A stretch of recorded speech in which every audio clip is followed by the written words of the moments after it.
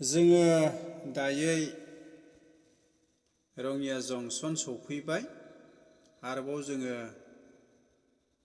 लखिमपुर फारसे थांनाय गारियावहाय बे समाव जोङो गाखोफावनायसै।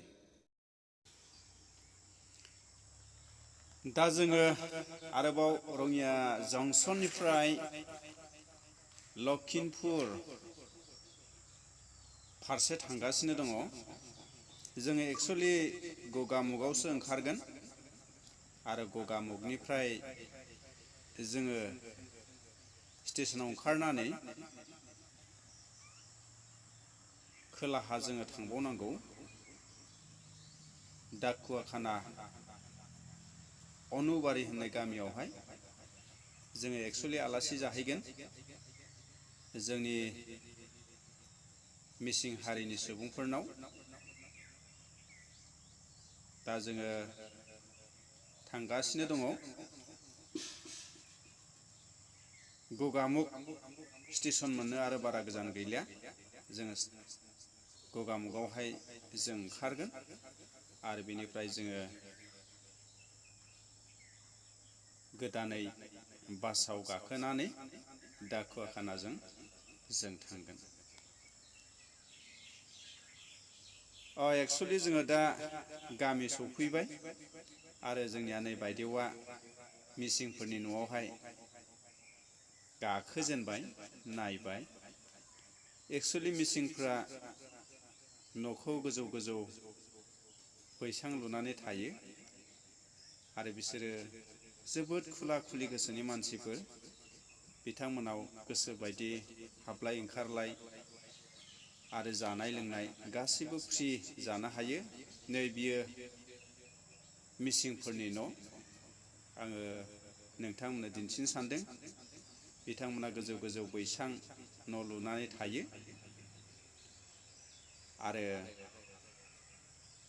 बिथांमोना बांसिनै औवानि जिखुनु बुस्थुखौ बानायनाय जायो।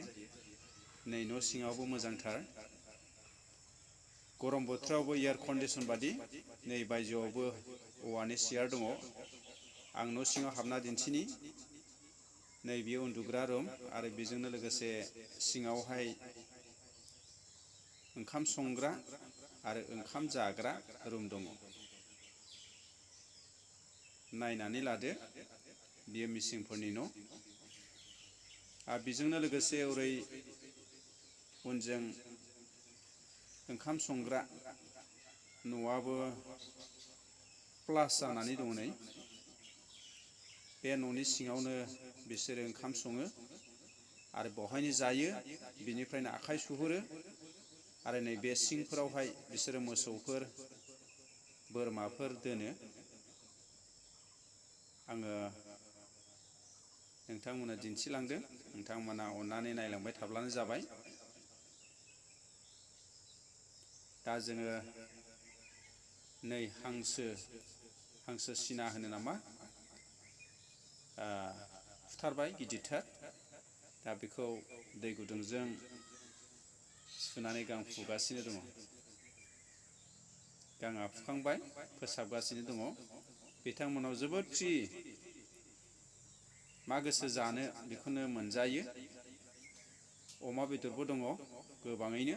बिथांमोना बांसिन जिखुनु बेदर जिखुनु मैगं थाइगंखौ दैजों रुनानैसो जायो। नै जोंनिया ओंखाम जाजेनबाय। बायदेव मोना ओंखाम जाजेनबाय नै। बिथांमोना अमा बेदर हांसो बेदरजों जादों। जोबोद गोथाव।